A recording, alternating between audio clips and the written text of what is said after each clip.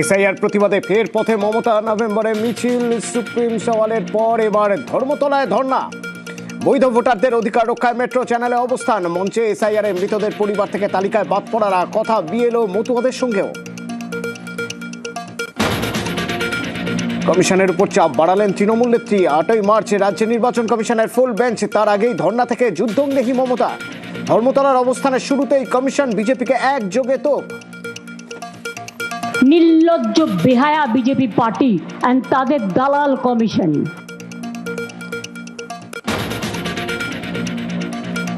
ভোটের আগে কি ভাবাচ্ছে এসআইআর? ধর্মের রাজনীতির বাড়বাড়ন্তে সুবিধা কার?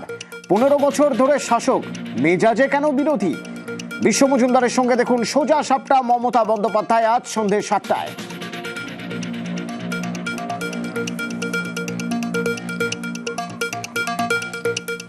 আমি মেজাজি লোক ভাই, আমি রাস্তা থেকে উঠে এসেছি। পরিবর্তনের কাণ্ডারির সামনে প্রত্যাবর্তনের লড়াই কতটা কঠিন? 26-এর অঙ্ক।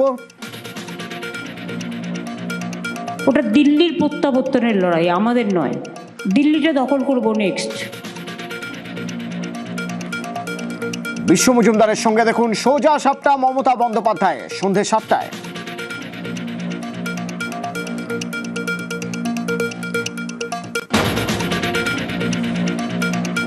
এসআইআর নাম বাদ, এবার কল্যাণীতে আতঙ্কে বৃদ্ধা মৃত্যু। অভিযোগ পরিবারের। 28 বছরের আইনি লড়াইয়ে 2009 ভোটাধিকার মিললেও আরো 14 আত্মীয়েরও নামকে কোপ বলে দাবি। বিচারাধীন দুশ্চিন্তা। বিষকে আত্মঘাতী কোচবিহারের যুবক। বিজেপির পরিবর্তন যাত্রায় জেলায় জেলায় উত্তেজনা।